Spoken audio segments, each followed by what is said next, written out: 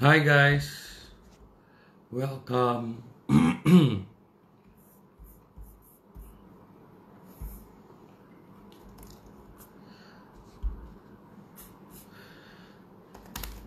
Oke, kita hidupin musik dulu. Sabar ya Bro Andra Donata.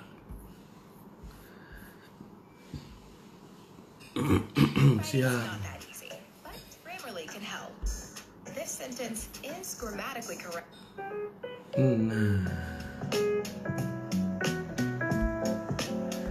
Oke, jadi hari ini gue akan ngobrol bareng sosok yang bisa dibilang gue cukup tertarik dengan pola pikir dia, tertarik dengan intention dia, tertarik dengan energi dia. Dan topiknya seru, jurus anti nyerah sama jurus anti malas. Siapa di sini yang merasa dirinya pengen belajar sesuatu agar bisa memiliki jurus-jurus agar nggak gampang nyerah, nggak selalu malas. Nanti pas dia udah live sama gue, pada kasih 2 jempol, ya. Oke, orangnya adalah Coach Andra Donata. Dia adalah personal development coach dari Kubik. So without any further ado, gue akan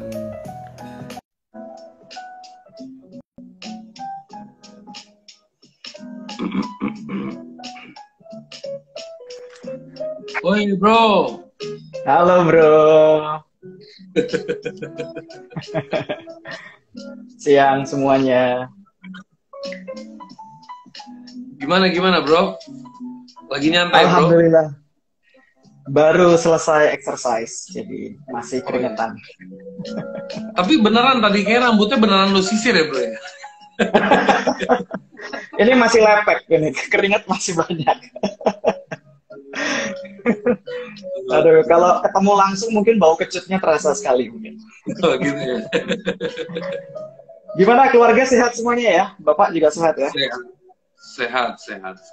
Bapaknya kemarin itu ada masalah dari pernapasan, jadi gua kemarin bawa dulu. Kan dia ada jantung bro. Oke. Mudah-mudahan semuanya baik-baik aja ya. Yes, siap. All under control. Sorry for kemarin teman-teman, schedule-nya berubah karena gua harus ngurusin babe gua dulu. Oke, so kita mulai. Bro, lu itu kesibukannya apa sih bro? Pra-Covid? Oke. Justru bukan pra ya, sekarang lagi juring ya. Ya, justru gue nanyanya pra. Kalau juring beda pengertian. Oke. Kalau pra itu saya adalah seorang trainer dan juga coach di Kubik Leadership, satu konsultan lembaga pelatihan yang memang fokus lebih banyak di korporasi gitu ya. Jadi lebih banyak bicara tentang leadership sama personal development gitu. Okay. Dan kalau as personal juga gue seorang penulis buku dan juga memang ya punya sebagai seorang entrepreneur lah, punya satu bisnis kecil gitu. Gitu sih bro. Dan tentunya dengan sekian banyak aktivitas lo, begitu terjadi COVID, semuanya berubah menjadi digital atau bahkan some are not active anymore.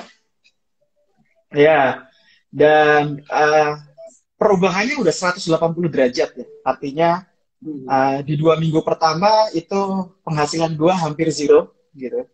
Jadi 100% klien itu memutuskan untuk menghentikan proyeknya karena memang pekerjaan gua menuntut untuk di kerumunan. Pekerjaan gua menuntut untuk ketemu orang banyak gitu. As a trainer, as a coach, as a mentor gitu ya.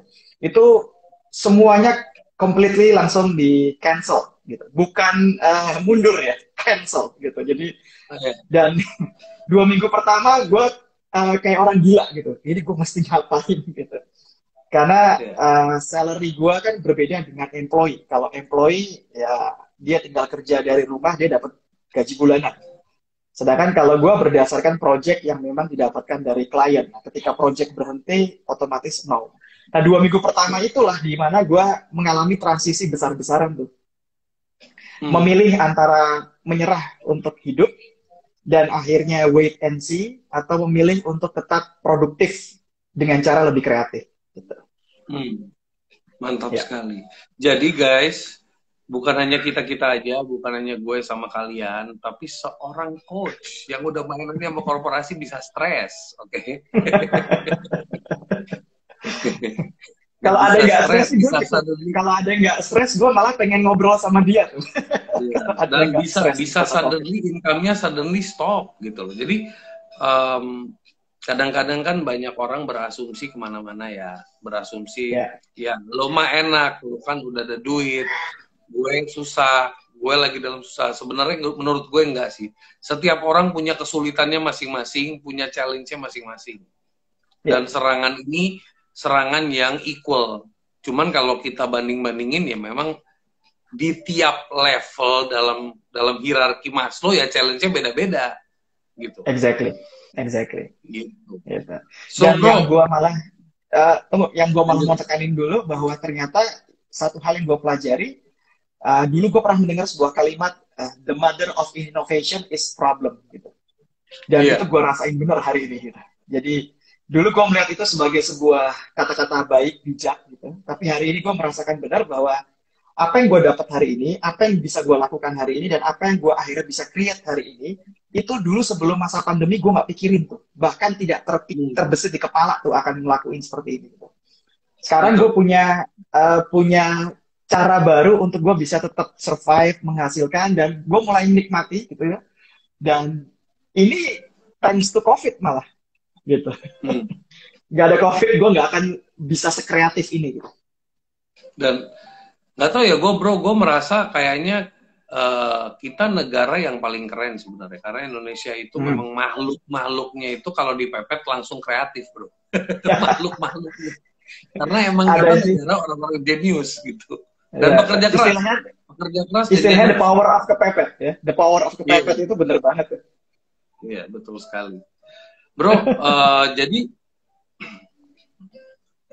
challenge yang menurut lu hadepin dalam journey lu dari lu sebelum menjadi coach sampai menjadi coach itu lu udah punya ranking nggak sih berapa kali lu merasa pengen menyerah? Wow, kalau di ranking itu, kalau berapa kalinya tuh udah sangat banyak sekali bro. Kalau berapa kali gue merasa ingin menyerah, itu udah berkali-kali. Berdarah-darah, bahkan memilih untuk udah deh gue jadi yang lain aja deh gitu. Karena selalu gue komparasi dengan orang-orang yang sudah hebat di bidangnya, dan gue akan berpikir gue kayaknya nggak sanggup deh gitu. Itu kalau dihitung berapa kali, udah ratusan kali gue merasa kayak gitu. Until now bahkan kadang-kadang gue bandingin sama diri. Bahkan gue bandingin, gue ngecek Instagram lo, gue ngecek buset followernya gede banget gitu. Gue langsung ciut lagi, ini orang gokil, ini orang keren gitu ya. Gitu sih. Jadi yang paling penting, ini kebetulan lo ngomong, gue harus kasih sedikit insight. Jadi gini bro, jangan pernah buat teman-teman juga, jangan pernah melihat sosial media itu sebagai sesuatu yang real. Oke, setuju bro. Kita punya dua pilihan sebenarnya dalam sosial media. Lu mau lihat orang dari sisi jumlah followernya, atau lu mau lihat orang dari tujuan dan kontennya? Yes, setuju.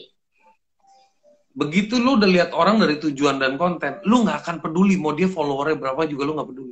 Karena lu udah nggak perlu compare, you connect to the person. Itu yang gue lakuin. Gue tidak membuat diri gue melihat orang, si Anu followernya banyak, gue mau interview dia.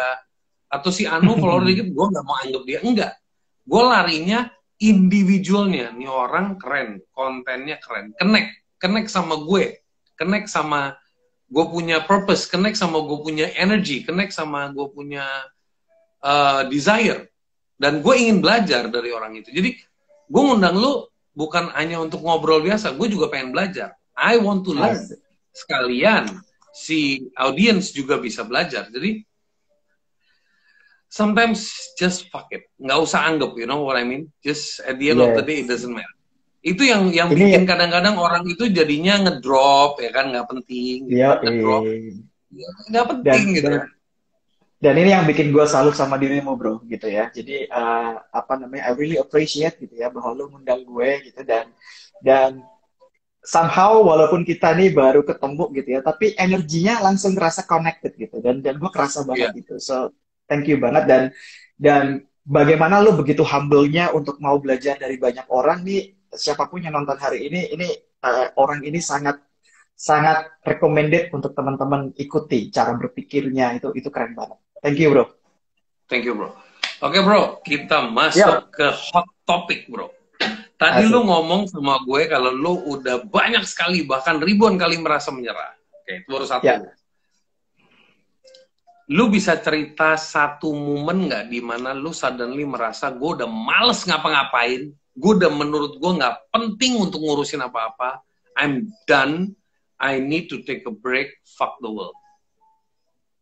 Kayak lu suddenly kayak block. Ya. Kalau momen itu sebenarnya terjadi berkali-kali ya. Kalau dalam momen gue udah merasa untuk gue udah bosan dengan dunia itu udah berkali-kali gitu. Dan momen kalau dibilang kapan momen itu gue agak susah untuk kemudian hanya memilih satu. Yang paling nonjok, bro. Yang paling nonjok. Oke. Kalau bicara yang paling nonjok itu kejadiannya sekitar tahun ketika gue dalam posisi sulit waktu itu secara keuangan gitu. Dalam posisi sulit secara keuangan, dan gue merasa karir gue kayaknya nggak nanjak-nanjak gitu. Jadi waktu itu posisinya lahiran anak pertama, keluarga baru, dan kemudian gue punya tabungan yang memang itu diniatkan untuk lahiran anak pertama adalah posisinya lahir normal gitu. Dan ketika istri gue mulai mengandung itu, ada tanda-tanda bahwa dia kayaknya nggak akan normal nih. Kita waktu itu sepakati bahwa kita harus lahiran normal, dan udah memilih rumah sakitnya dengan budget sekian tuh udah kita susun. Ternyata istri gue tuh mengalami satu komplikasi yang membuat dia tidak bisa lahir normal. Dan akhirnya kemudian dokternya memutuskan bahwa dia harus sesar. Dan gue harus tanda tangan saat itu. Karena kondisinya saat itu urgent banget, karena anak gue terlilit tali pusar, bro. Yang pertama tuh terlilit tali pusar, dan air ketubannya udah dipecah, dan kemudian harus segera disesar. Akhirnya gue tanda tangan aja tuh. Dan biasa kan kalau sesar itu orang harus tetap berada di rumah sakit dulu sehari 2 hari. Kalau normal bisa langsung pulang gitu. Tapi kalau sesar itu berarti harus ada biaya kamar dan lain sebagainya. Intinya adalah setelah 2 hari gue sampai maksa dokter, dok ini kapan bisa pulang, karena gue udah khawatir sama biayanya gitu. Dan akhirnya kemudian keluar biayanya itu 4 kali dari budget gue. 4 kalinya harganya dari budget gue. Dan gue hanya bisa bayar seperempatnya saat itu. Betul-betul real money yang gue punya cuma seperempatnya gitu. Dan saat itu gue give up. Dan gue cuma bilang gini ke rumah sakitnya, boleh nggak saya bawa pulang dulu anak saya dan istri saya, nanti sisanya saya cicil. Gitu. Tapi ternyata nggak bisa. Mereka tetap memutuskan gue harus bayar lunas dulu baru gue bisa gitu. Akhirnya gue ngutang sama orang. Gue ngutang, terus gue gesek kartu kredit, apapun itu gue pakai saat itu untuk kemudian gue bisa lunasin. Nah, begitu gue udah lunasin, selesai, di rumah kan gue mikir, gimana caranya gue harus bayar orang itu gitu. Tapi yang penting keluarga gue selamat dulu, gue bawa pulang. Nah, itu momen kebangkitannya. Itu momen dimana gue akhirnya merasa bahwa ini demi anak gue, jangan sampai kemudian istri sama anak gue berpikir karena kesulitan ini gara-gara mereka gitu. Gue banting tulang habis itu. Gimana caranya gue harus bisa bayar orang itu, gue harus bisa bayar kartu kredit. Nah, itu yang membuat gue akhirnya belajar tentang jurus anti menyerah itu. Jadi mau dengerin. Dan kadang-kadang bisa belajar dari masalah sih, bro. Iya, sambil lagi nyari ini gue Bluetooth headset, gue juga pengen kayak lu, kayaknya asik juga pakai headset Bluetooth. Anyway, oke. So Itu adalah momen di mana menurut gue orang itu akan bangkit jika dia tertekan. Betul dong. Yes. Itu kan tekanan, bos. Tekanan dan Bahkan lo merasa. dan Tapi kan, bukan hanya tekanan ya, tapi sesuatu yang itu sangat personal. Apalagi kalau udah bicara menyangkut keluarga ya, itu bisa menjadi power yang sangat luar biasa tuh. Gitu. tapi kan kadang-kadang kalau kita ngomong pemahaman harafiah itu adalah kita sebagai manusia kan nggak bisa mengategorikan begini. Oh, berarti supaya gue anti menyerah, gue harus dalam kondisi tertekan. Nggak juga kan? Ada metodologi yang nanti akan lo kupas ya kan? Nah, pemahaman itu maksud gue adalah, ini buat teman-teman aja tahu that manusia itu bisa berubah. Yang tadinya merasa nggak punya capability, bisa punya capability begitu ditempa. Gitu kan, yang tadinya merasa nggak. Tapi keren sih story lo itu gua I can feel you man. Selain kondisi itu, yang ada nggak kondisi yang bikin lo jadi gue males ngelakuin ini, gue males. Pernah nggak sih lo dalam fase yang kayak lo males ngapa-ngapain gitu? Iya, oke. Jadi gini, ada fase di mana itu bukan dalam posisi kayak tadi. Yang kondisi pertama tadi berbeda lagi. Tapi ada masa-masa di mana gue mulai ngerasa kayak malas. Itu ketika gue mengalami 3 hal. Satu, ketika gue tidak lagi menemukan tujuan hidup gue ke depan. Gitu. Tujuan yang gue capai, entah itu sifatnya blur, atau tidak lagi menarik buat gue. Gitu. Jadi, ketika fase itu terjadi, gue sering mengalami di mana apa yang mau gue kejar sekarang kok gue tidak lagi tertarik ya, atau bahkan udah mulai ngeblur lagi. Ini bener gak sih yang gue mau gitu. Nah itu gue mulai ngedrop. Itu kondisi pertama. Kondisi kedua adalah yang gue alami ketika gue sebenarnya clear dengan apa tujuan gue, tapi gue selalu stuck dengan caranya. Gue nggak punya sumber daya, gue merasa nggak bisa ngelakuin itu, nggak punya mentor, nggak punya modal gitu. Ketika gue nggak menemukan cara, itu gue mulai drop lagi. Gitu. Nah, kondisi ketiga, dan ini yang bisa jadi terjadi bagi semua orang, mungkin goal gue udah oke, gue pengen ke sana, caranya ada gitu. Tapi seringkali karena gue kadang-kadang suka mengkomparasi diri gue dengan orang lain gitu. Aduh, gue nggak selayak dia deh, gue nggak sehebat dia deh gitu. Dan kayaknya gue nggak pantas deh untuk ngelakuin itu. Ada kecemasan-kecemasan yang kita ciptakan sendiri. Dan itu 3 kondisi itu yang sering terjadi. Nah, itu yang akhirnya gue rumusin dalam sebuah buku nih, bro. Jadi, bro, itu bukunya bisa dibeli di mana, bro? Gue kemarin mau beli, gue carinya di mana? Kalau gue mah tinggal ke lu aja ya, tinggal lu kirim aja ya. Iya, tinggal WA gue aja. Cuman kalau toko buku, ini kan buku dari tahun 2018 ya.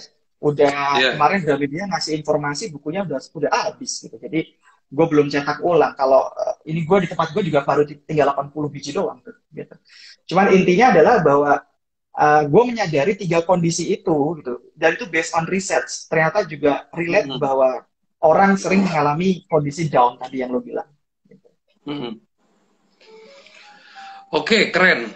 Berarti tadi udah dijelasin momen lo pernah merasa malas ngapa-ngapain saat lo merasa tujuan hidup lo itu blur. Yes, betul? Itu yang pertama. Oke. Momen lu merasa menyerah juga kalau lu udah nggak tahu gimana caranya yang blur itu dibikin jelas. Jadi akhirnya lu menyerah. Betul kan? Malas itu mengakibatkan menyerah. Yes. Oke. Gitu ya guys. Jadi anti nyerah sama anti malas itu connected. Bukan anti nyerah sendiri, anti malas sendiri. So bro, apa tips lo untuk teman-teman kita, termasuk banyak juga orang yang menganggap dirinya hebat, juga masih memiliki kondisi itu, dan kadang-kadang kita suka salah persepsi gitu kan. Kita ngelihat dia coach, dia orang hebat kayak dia, tapi dia manusia men, dia bisa punya downtime, dia bisa punya depression, dia bisa punya worry, dia bisa blur.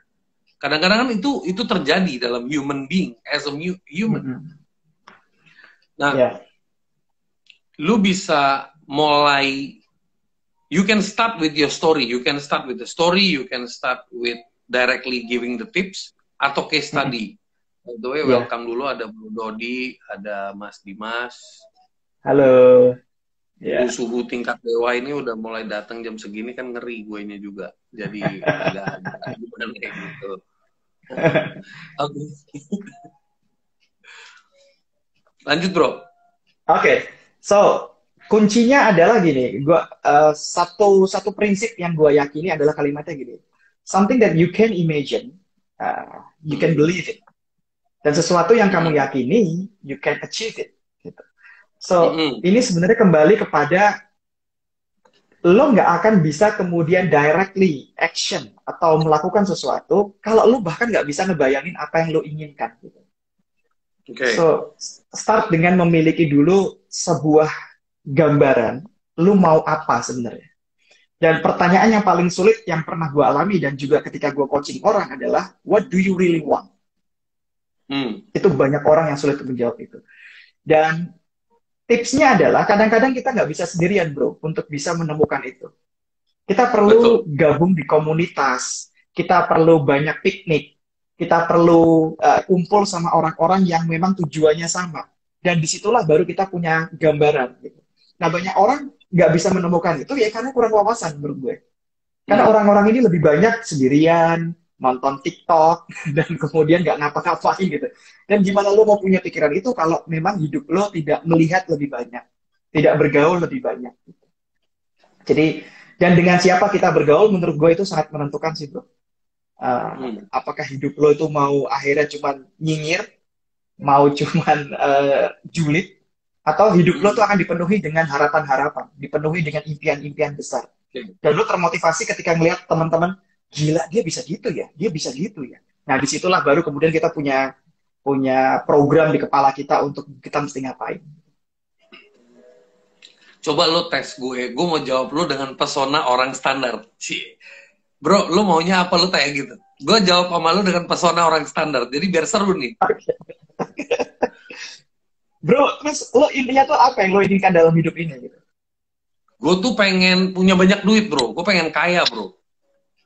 Ya, oke. Itu semua orang pengen kayak begitu ya. Pertanyaannya adalah lo kaya buat apa? Ya, biar gue bisa bikin keluarga gue seneng. Gue bisa buka lapangan pekerjaan. Gue bisa macem-macem bro.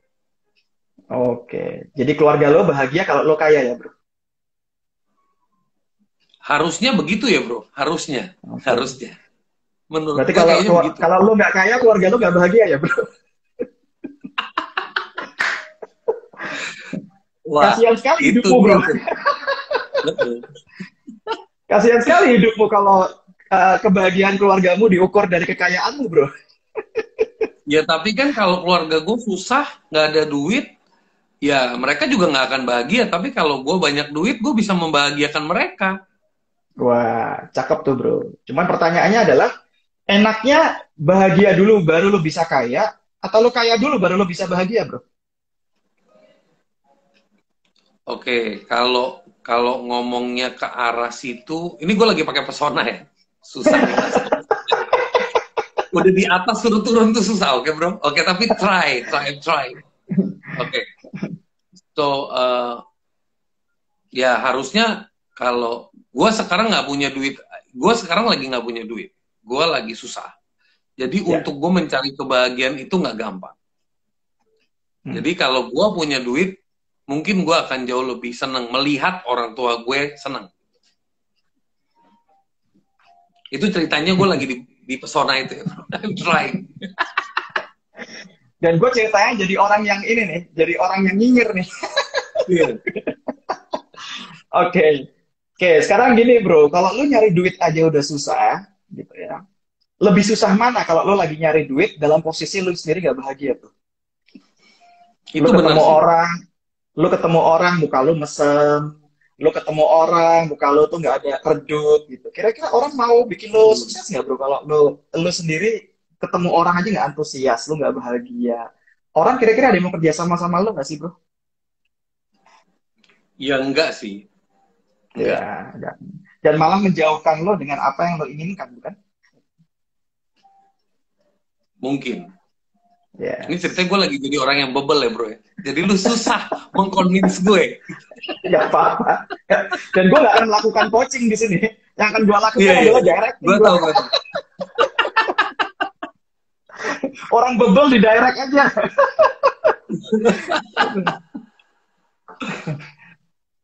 Karena ketika lo memilih untuk sukses, karena sukses itu kan hasil dari bagaimana lo dipercaya banyak orang, bro. Nah, ketika orang lihat lo aja udah sepet, orang lihat lo aja mukanya udah nggak bahagia, orang akan takut naruh kepercayaan ke lo. Gitu. Sehingga ketika orang udah takut naruh kepercayaan ke lo, sumber rezeki lo ketutup semua. Gitu. Maka rumusnya adalah bukan to have dulu, baru to be. Tapi to be dulu, baru to have. Jadi artinya ketika lo... dulu baru to have ya? Yes. Lo jadi orang yang seperti apa dulu, agar lo bisa dapat sesuatu. Being-nya yang harusnya malah lo tumbuhkan dulu, baru lo dapat sesuatu. Bukan lo dapat sesuatu, supaya lo bisa merasa sesuatu, kan? Mantap sekali, luar biasa. Masih bebel. Ini bukan coach kaleng-kaleng, guys. Wih, gile lo. Aduh, ampun, gue diajak live malah gue dites. Kagak dites. Baru kali ini kadang-kadang bos, kadang-kadang kalau lagi ngobrol-ngobrol live begini tuh boring kalau gayanya tuh tanya jawab. Kadang-kadang kita bikin semacam adegan itu, gue jadi bisa belajar untuk lebih memahami. Nil, lo bersyukur lo sekarang udah keluar dari mental itu. Sebenarnya jujur aja bro, gue tadi aja gue langsung gini, anjrit, gue tenggot gue udah keluar dari mindset itu. Dan mungkin teman-teman yang masih stuck di mindset itu kan kita mau tarik mereka keluar bro, kita mau tarik ya nonton tuh biar relate gitu, ya, tarik gitu keluar gitu kan, kesian. Jangan sampai stuck gitu. Kadang-kadang orang nggak sadar mereka stuck loh, nggak semua orang sadar. Gitu. So bro, gue masuk ke pesona berikutnya bro. Asik. Adalah begini. Ini 1 jam terasa lama sekali ya. Oke. No, this is the last. Gue nggak akan masuk ke pesona lain lagi. This is the last. Oke. Iya bro. Bro, gue tuh bingung ya bro. Gue itu orangnya baik sama semuanya. Gue itu selalu orang minta apa yang gue bisa gue lakuin, gue tolong. Pokoknya I'm always there buat semuanya. Tapi gue selalu merasa teraniaya. Gue merasa kayak gue tuh dimanfaatin, ya kan? Sedangkan tetangga gue si Anu monyet, udah karakternya tukang tipu ini itu, tapi rezekinya banyak banget. Nah, dia tuh kayak kaya, happy, udah kasar, udah dikit ngerjain anjing-anjingin orang, bangsat-bangsatin orang, tapi dia itu hidupnya tuh jauh lebih enak dari gue. Udah hancur, udah dimanfaatin orang, hidupnya juga kadang ada, kadang nggak ada. Jadi kadang gue mikir gitu, positive thinking is bullshit. Karena not everything works gitu. Nah itu menurut lo gimana? Gue harus gimana? Masa gue pertahanin kayak begini? Kapan gue majunya? Gitu. Gue langsung tiba-tiba kayak ini, langsung berlagak kayak menjadi trainer. Gue langsung mengambil kertas dan aduh, penyakitnya seorang trainer gitu ya. Tapi kurang lebih kayak gini bro. Gue mengambil rujukannya Simon Sinek aja ya, Simon Sinek. Dia bilang gini, ada 4 tipikal orang. Ya, ada 4 tipikal orang. Pakai sumbunya, kalau pakai sumbu atas itu namanya sumbu performance.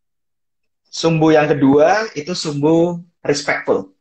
Kita anggap sumbunya kayak gini ya. Sorry, gue nggak ketemu pulpen. Iya. I remember that part. Yeah, I remember that part. Continue. It's good. Yeah. It's good. Yeah. Oke, so kita bermain dengan matrix. Ada orang yang performanya rendah dan respect dari orang juga rendah. Nah, kuadran ini yang gue sebut sebagai public enemy. Gitu ya. Okay. Orang-orang yang seharusnya di dunia ini sudah lo udah kayak sampah mati masyarakat lah. Udah lo mati aja lah. Nah, tapi yang lo bilang tadi, ada orang-orang yang tipikalnya di sumbu, dia performanya bagus. Tapi dia untuk mencapai performa itu, dia tusuk orang dari belakang, dia lakukan apapun untuk kepentingan dia, respect dari orang rendah. Nah ini yang gue sebut sebagai only me. Orang-orang yang hanya fokus untuk kepentingan dirinya. Nah, orang-orang yang korupsi itu ada di kuadran itu, gitu ya. Dia bagus, tapi dia bagusnya di atas penderitaan orang. Nah, ada orang-orang yang lu sebutin tadi lah, itu golongan yang lu pesona lu tadi tuh, gitu. Jadi orang-orang yang performanya rendah, tapi dia kemudian dapat respect dari orang. Tapi karena dia tidak mampu untuk kemudian mendevelop dirinya, dia dimanfaatin orang. Nah, siapa yang manfaatin dia? Yang manfaatin dia adalah orang-orang yang performanya bagus ini, yang only me ini. Dia akan menggunakan orang-orang yang seperti itu untuk kemudian kepentingan dirinya sendiri. Dan karena dasarnya orang-orang yang respect-nya tinggi, performa rendah ini, dia tujuannya membantu, tujuannya nolong. Tapi karena dia tidak menciptakan dirinya valuable, gitu. Dan akhirnya dia diperbudak oleh orang-orang yang seperti ini. Dan itu jumlahnya banyak banget orang kayak gitu. Nah, maka gue sebenarnya pengen mendorong orang-orang untuk ada di kuadran yang sini. Yaitu apa? Ya lu performan bagus, respect dari orang bagus. Maka ada sisi yang disebut dengan performan, ada sisi disebut dengan bagaimana attitude gitu. Luar biasa. Gitu. Dan, sekarang gue jadi paham. Nah, cuman gue pernah nanya ini ke orang. Oke lah, kalau kita lihat orang yang di kuadran public enemy, nggak ada yang mau punya teman kayak gitu. Tapi untuk orang yang keduanya bagus, kita anggap saja itu kondisi terlalu ideal. Gitu. Terus gue pernah nanya sama orang, kalau lo disuruh milih teman, lo akan milih orang yang mana? Yang satu kondisinya adalah dia performanya bagus tapi respect orang rendah, atau yang respect orangnya tinggi tapi kemudian performanya rendah. Lo tau nggak kira-kira jawaban mereka apa? Yang respect-nya tinggi atau yang performance-nya tinggi? Ya. Gue nggak tahu. Ya, kan yang satu performanya tinggi tapi respect-nya rendah. Yang satu respect-nya tinggi, performanya rendah. Gue tanya sama teman-teman, kalau lu suruh milih punya teman, lu pilih yang mana? 100% mengatakan punya teman yang respect-nya tinggi dong. Kalau punya teman yang respect-nya tinggi. Iya, punya teman respect-nya tinggi tapi performanya rendah, bilang gitu. That's why ada sebuah kalimat dari Simon Sinek yang bilang gini, people don't hire you for your skill, people hire you for your attitude. Gitu. So artinya berarti attitude lo itu sangat menentukan apakah lo dipercaya orang atau tidak. Kalau dirimu saja pengen punya teman yang kayak begitu, maka ciptakanlah attitude yang lo bisa di-respect sama banyak orang. Tapi at the same time, kalau lo mau bertumbuh, ya performance lo juga harus lo naikin. Gitu. Dengan cara yang menghargai banyak orang. Oke, gue pernah melakukan satu eksperimen lucu, bro. Dan eksperimen ini gue lakukan ke temen di sekeliling gue. Tapi temen yang tidak pernah berbisnis sama gue, oke? Temen yang istilahnya kenal gue dari kecil. So, gue pernah datang ke mereka dengan simple thinking. Bro, kalau suatu hari, dan mereka punya duitnya, ya, gue mau minta lu modalin gue 10 miliar. Untuk sebuah business plan. Dengerin gue ya. Ini eksperimen yang gue lakuin, which is menurut gue sesuatu yang lucu banget. Dan gue bilang sama dia, gue akan kirim lo proposal, gue akan datang ke tempat lo. Sebagai gue, as me. Karena lo teman gue dari kecil, lo udah kenal gue, lo udah tahu capability gue, lo udah tahu gue. Lo akan bantu gue nggak? Dia jawab sama gue, ya gue akan mikir.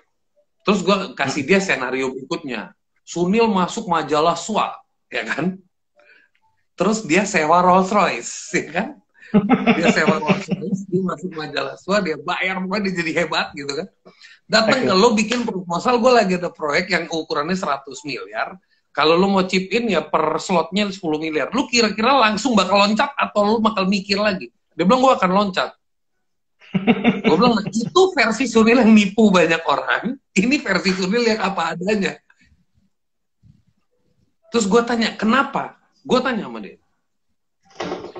Dia jawab, sebenarnya Nil, thank you lu udah ngomong kayak begini, lu ngebuka muka gue. Kadang-kadang dalam bisnis, kita itu kalau ngambil keputusan tuh based on greed. Based on greed. Jadi kalau udah ngelihat greed itu parameternya tuh udah ngaco. Jadi harus yang ada di depan. Oh, nih orang punya Rolls Royce, berarti ada lah duit. Mobilnya 3 miliar, kan? Istilahnya gitu. Jadi parameternya itu. Yang sering terjadi sama orang kejebak itu kan di situ. Nah, lu tadi pas gue ceritain kayak gitu, lu bisa understand nggak inti atau essence of the story? Nah, mungkin lu bisa explain dari gaya coach, karena bahasa gue kadang-kadang nggak sekeren lu, jadi biar ambil. Sederhananya adalah kalau diistilahkan, satu kata yang ada di temen lo itu kalimatnya selalu begini. Dan ini wajar ya, terjadi pada semua manusia. What's in it for me? Itu doang. Iya. Orang itu mau bantu selalu untungnya buat gua apa? Selalu kalimat Oke. itu. Dan nggak salah, sekali lagi, manusia memang terlahir punya ego yang memang itu untuk melindungi dirinya. Jadi ketika dia kemudian didatangi oleh sahabat kecilnya, tapi dia tidak melihat, terus untungnya gue bantu lo apa? Dengan dia melihat nama besar lo di SWA, dan gue merasa bisa dompleng lo nanti sukses. Maka setiap orang terdorong atas what's in it for me-nya. Gitu. Oke. Nah, biasanya orang-orang yang kayak begini ketika dia belum menemukan higher purpose. Ketika dia Oke. belum menemukan untuk apa gue tujuan gue hidup. Gitu. Tapi ketika dia sudah bicaranya tidak me, tapi bicaranya we, nah, maka dia sudah mulai melihat hal-hal yang tidak lagi seperti itu. Gitu. Oke. Ya, Dan jadi itu buat tidak teman-teman yang berdasarkan usia. kadang-kadang struggling, buat gue ini sebuah sampel buat teman-teman yang Yes. struggling nyari investor.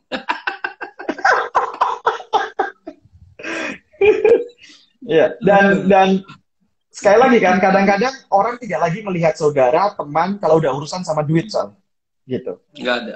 Uh, orang bahkan tidak lagi percaya ini apakah teman kayak, apakah ini saudara, kalau udah bicara sama duit. Dan fakta menunjukkan banyak orang kecewa yang itu gara-gara berbisnis dengan keluarga atau teman karena merasa di awalnya adalah kepercayaan. Gitu. Dan ternyata tidak menjamin bahwa karena keluarga, karena teman dekat, pasti itu akan amanah terhadap uang. Gitu.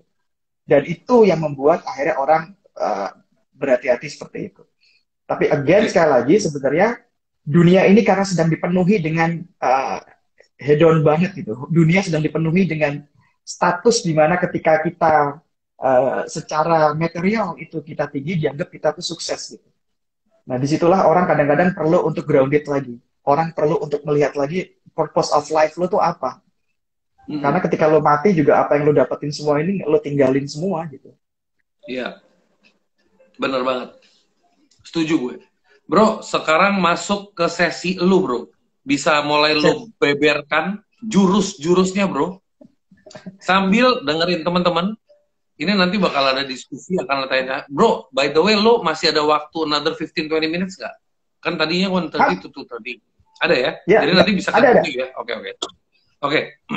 Jadi, sekarang masuk ke arah, lu bisa ngejelasin dari, nggak tahu caranya, apakah itu dipecah menjadi 2 fase. Pertama ngomongin jurus anti nyerahnya, baru masuk ke jurus anti malasnya, atau memang it's one pack, I don't know. Up to you. Ya, oke. Thank you bro udah dikasih kesempatan ini. Ini ngobrol sama lo enak banget ya, terstruktur banget lo orangnya. Tapi gayanya informal, gue suka banget. I like it gitu ya. Dan yang pertama gini, ini sekali lagi ya, gue hanya membahas dari yang gue experience. Karena gue nggak mau untuk menjadi orang yang cuma modal copas Google dan merasa expert di situ. Jadi, apakah ini kemudian nanti ada pendekatan yang berbeda? I don't care about that, karena yang gue akan omongin murni yang gue alami sendiri. Dan itu yang akhirnya gue tuangkan di buku ini gitu. Karena gue nggak pengen cuma karena gue banyak baca, terus gue anggap itu bahwa itu bisa gue lakuin gitu. Maka semua yang akan gue sampaikan based on apa yang gue alami sendiri. Gitu. Oke. Tadi, seperti yang gue katakan bahwa kita perlu sadari dulu banyak orang menyerah itu tidak tahu kenapa dia menyerah. Gitu. Yang dia tahu cuma pokoknya dia melihat masalah aja. Nah, jadi gue mungkin jelasinnya agak teori dulu ya. Ada teori namanya the concept of philosophy theory of hope. Ada 3 unsur pembangun manusia itu yang itu akan membuat dia tadi nyerah atau enggak. Yang barusan sebenarnya gue udah sampaikan tadi. Yang pertama adalah karena dia tidak memiliki goal yang jelas. Jadi, pernah nggak lihat tipe orang yang ngalir? Ngalir itu maksudnya tipenya gini, ya udahlah, pokoknya santai aja. Kadang gue dibawa ke sana gue ikut, bawa ke sini gue ikut. Gitu. Dan mostly banyak orang-orang yang kayak begitu nanti akan berujung kepada dia nggak tahu mau kemana. Gitu. Jadi punya tujuan hidup yang jelas, punya goal yang jelas, konkret, itu sangat diperlukan supaya lu nggak gampang nyerah. Nah, sayangnya untuk membuat itu tidak sesimpel yang dikatakan. Gitu. Jadi itu yang pertama. Yang kedua adalah banyak orang-orang yang akhirnya jadi kurang kreatif. Seperti kalimatnya apa namanya, Eyang Engkong Einstein lah, yang dia bilang hanya orang-orang gila yang mengharapkan hasil yang berbeda, tapi tetap melakukan cara-cara yang sama, gitu. Jadi orang-orang ini bukan tipikal orang yang kreatif, yang mau coba A, mau coba B. Jadi satu cara diulang terus, walaupun dia tahu itu udah gak efektif, tapi diulang terus. Jadi Karena cara ini adalah cara yang dipakai sama kakek gue, sama bapak gue, pasti akan berjalan. Nah, biasanya ini kena, sekali lagi ya, ini bukan mengeneralisasi, tapi ini biasanya kena kepada golongan Gen X ke atas, baby boomers gitu. Mereka-mereka yang akhirnya dulu berdasarkan experience. Oh, dulu zamanku muda, ini bisa gitu. Nah, dia tidak menyadari dunia udah berubah, sudah digital, sudah banyak hal-hal yang mempermudah, tapi dia nggak mau belajar itu, sehingga akhirnya dia pikir cara yang dia lakukan sekarang masih kayak begitu.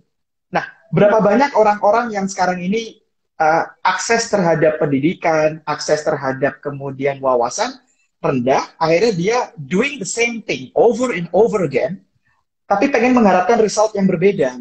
Nah, itu yang kedua tuh, tipe orang kedua. Jadi tipikal orang yang gayanya monoton begitu terus, cuma bisa berdoa, ya Tuhan mudah-mudahan lebih rame bisnisku. Ya Tuhan, aku mudah-mudahan lebih kaya gitu. Tapi kita nggak melakukan upaya yang berbeda. Nah, yang ketiga, ini tipikal orang-orang yang punya problem terkait dengan mentality. Orang-orang yang mungkin punya trauma, punya fobia, punya apapun itu, yang membuat kecemasannya terlalu tinggi. Rasa takutnya terlalu tinggi. Self-esteem-nya rendah. Orang-orang yang tidak mau menghargai dirinya. Orang-orang yang merasa dirinya nggak layak. Orang-orang yang merasa dirinya nggak mampu gitu. Nah, ini problem lain lagi nih yang ketiga. Nah, kalau yang tadi yang pertama gue sebut sebagai orang tipikal ngalir, ya, ngalir. Yang kedua saya sebut sebagai orang tipikal kurang piknik gitu. ini orang cuma kurang piknik gitu. Yang ketiga, nah ini yang gue sebut sebagai orang yang tipikal penunda gitu. Jadi apa-apa ditunda karena dia apa-apa nggak yakin, selalu nggak yakin, selalu takut, selalu nggak yakin, selalu takut gitu. Nah, ada tuh teman gue yang kayak begitu. Ada tuh teman gue yang kayak begitu. Yang gue ajakin, yang gue tes tadi itu orangnya. Nah gitu. Jadi dia sendiri nggak menghargai dirinya dan udah minta saran, udah dikasih saran, terus udah tahu dikasih sumber dayanya, udah tinggal jalanin doang, masih aja. Tapi nanti kalau gagal gimana masih gini. Jadi iya itu dia betul. Itu namanya apa tuh, Bro? Penunda, procrastinating gitu. Penunda. Ya prokes lah, orang-orang yang procrastinating lah gitu. Jadi selalu merasa kurang cukup, selalu merasa nggak layak, selalu merasa gue nggak mampu gitu. Nah, atau bisa juga dia bisa tunggu. Ini menarik banget. Apakah dia masuk kategori orang yang terlalu worried, overthinking? Jadi dia tuh fokusnya only what if I gagal, what if it doesn't work, what if ya kan kayak gitu terus kan? Jadi reason untuk tidak melakukan ya. Makanya singkatnya penunda. Jadi reason otaknya tuh reasoning untuk supaya nggak jalan. Yes, overthinking itu bagus banget gitu. Jadi itu mewakili yang gue maksud gitu. Jadi orang-orang yang kejebak dengan terlalu banyak asumsi di kepalanya gitu. Nanti kalau gini gimana? Nanti kalau gini gimana? Tapi dia tidak pernah mempertanyakan ke dalam dirinya, emang kalau berhasil gimana? Maka gue suka dengan sebuah kalimat bijak yang kalimatnya gini. Kalau lu memutuskan untuk tidak melakukan, lu akan 100% benar. Tapi kalau lu memutuskan untuk melakukan sesuatu, hidup lu 50-50. 50-50 itu artinya apa? Bisa jadi lu berhasil, bisa jadi lu gagal. Tapi kalau lu tidak melakukannya, lu 100% gagal. Jadi, dan orang intinya tidak mau ngambil resiko sih, Mas. Tipikal orang risk avoider biasanya nggak begitu. Nah, 3 hal itu, itu akan membuat orang akhirnya kehilangan harapan. Nah, maka tips sederhananya adalah 1, mulai susun lagi rencana hidupmu sebenarnya. Mulai susun lagi. Tanyakan beberapa hal dalam dirimu. What is the purpose of your life? What do you really want? Gitu ya. Apa yang mau lu achieve dalam hidup lo? Lo tuh pengen di dunia ini dikenal sebagai apa? Pertanyaan-pertanyaan itu banyak orang tidak melakukan self-assessment terhadap dirinya. Nah, ketika lo terbiasa dengan pertanyaan-pertanyaan seperti itu, hidup lo tuh akan berubah cara fokusnya. Dari yang mulai melihat masalah menjadi melihat peluang. Gitu. Dan ketika lo sudah mulai menemukan goal baru, lo sudah mulai melihat peluang, tubuhmu akan beresonansi untuk akhirnya mencari cara. Gitu. Tubuhmu akan akhirnya bekerja sama untuk find a way, whatever it takes. Gitu. Dia akan find a way. Gitu. Dan ketika way-nya sudah mulai ketemu satu, ada rasa self-efficacy yang tinggi, self-esteem. Ternyata bisa ya. Gitu. Ternyata aku dihargai ya. Makin dia ulangi lagi, kok makin bisa ya. Akhirnya unsur ketiganya makin naik. Jadi diawali dengan goalnya mulai jelas, dan begitu goalnya jelas, termanifestasi kepada tubuhnya untuk selalu cari cara. Begitu caranya ketemu, ada satu proof pembuktian sekali aja dia berhasil. Semangatnya naik. Dan itu begitu bergulir terus, dia akan menjadi a new person. Jadi orang completely new. Gitu. Dia bisa overcome rasa nyerah itu gitu. Dan itu adalah jurus anti nyerah. Padahal simpel ya. Simpel dikatakan. Simpel tapi karena kompleks. Padahal itu adalah metodologi yang lu jelasin pada saat kita, ya kayak tadi, waktu lu cerita soal anak lo lahiran tadi. Iya. Itu kan, lu bisa aja merasa, lu kalau udah saking batunya, lu bisa aja, gue udah gak tahu lagi mau gimana. Lu lemes gitu. Yeah. Lu nggak akan gedor pintu sana sini. Meskipun lu gedor tuh pintu, lu nggak pikir ntar gimana urusannya, lu gedor, begitu lu dapet duit, yang penting anak lo udah lu bawa pulang, bisa juga lu menunda lagi untuk melanjutkan. Tapi lu ada triggernya kan. Gue nggak mau hidup kayak begini. Gue harus change. Nah itu trigger kan. Nah orang tuh ya kadang-kadang emang bener sih, kalau dibilangin kagak ngerti harus digampar. Kalau digampar kagak ngerti, dan digampar sama alam sih. Nah makanya ujian yang datang kepada kita itu seringkali orang menganggapnya adalah sebagai musibah. Padahal ujian itu teguran aja. Trigger. Karena 90% yang gue temui, perubahan hidup kita itu karena the power of kepepet tadi. Karena lu dikasih ujian, lu berubah. Tapi kalau kita berubah secara, orang tuh begitu, gue gak pengen deh kayak dia, gue harus segera berubah. Tapi belum menemukan urgensinya, maka orang itu gak akan berubah. Betul, urgensi ya, betul. Iya. Maka sama kayak gue punya teman disuruh berhenti ngerokok berkali-kali gak berhenti itu. Tapi begitu paru-parunya mulai bolong, begitu paru-parunya mulai bolong, begitu dokter mengklaim hidupnya cuma 3 hari atau sebulan, begitu anaknya nangis-nangis, bapaknya sebentar lagi udah nggak ada, baru dia berubah. Nah itu gue alami tuh sering banget kayak gitu. So artinya adalah perubahan itu seringkali datang karena kita dikasih ujian. Gitu. Dan banyak-banyak bersyukur sebenarnya COVID ini datang kepada kita, ternyata banyak hikmahnya, termasuk buat gue pribadi. Betul. Oke bro, itu masuk ke area yang tadi anti nyerah. Sekarang kalau untuk anti malas, orang sebenarnya udah dapat ujiannya, tapi dia kayak resah gitu, kayak I just don't want to do it.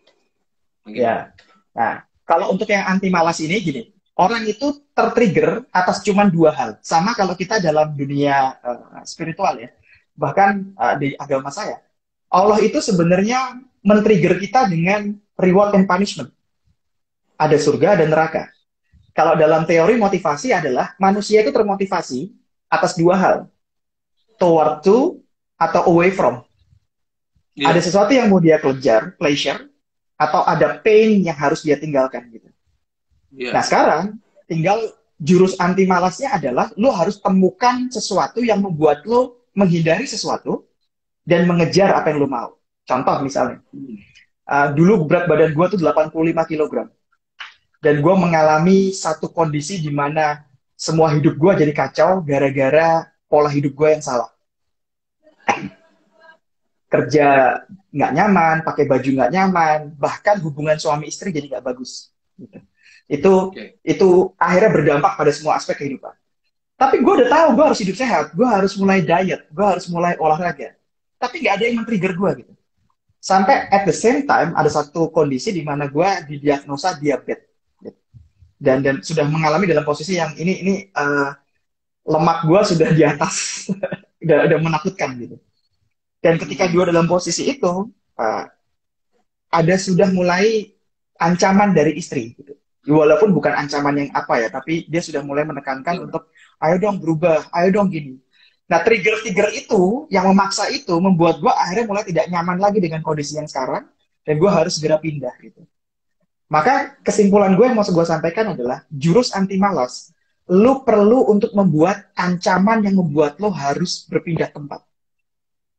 Misalnya, ketika tadi lo bilang, gimana cara supaya gue berhenti ngerokok? Yang paling gampang tinggal bilang aja sama orang sekitar, temui beberapa orang bilang gini, bro, kalau gue masih ngerokok, mobil gue lo ambil.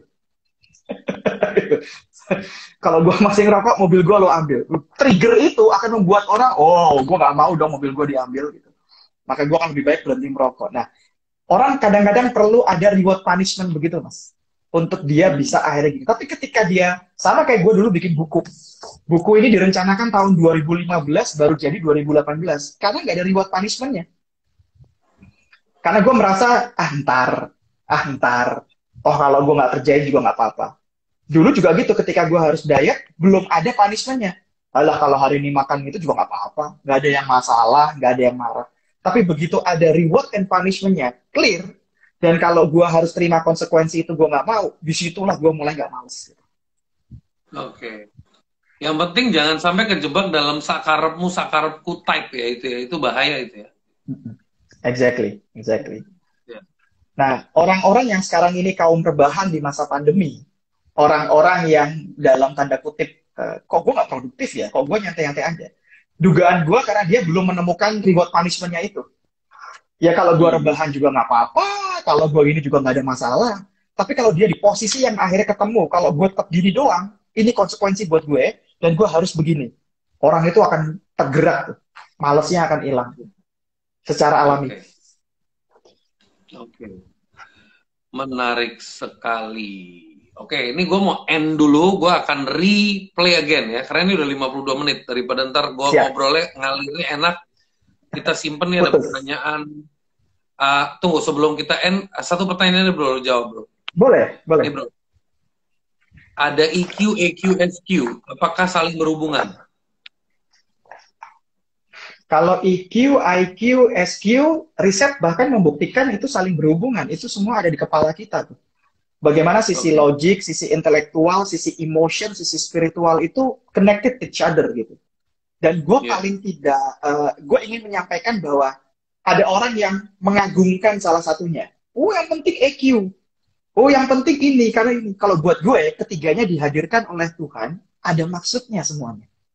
Dan ketiganya itu saling terkoneksi. So, nggak ada yang sia-sia sebenarnya. Dan itu saling terkoneksi. Siap. Oke bro, I'm gonna end the conversation. Okay. Nanti gue akan live lagi dalam beberapa detik. Oke? Yuk. Siap. See you. Siap. See you.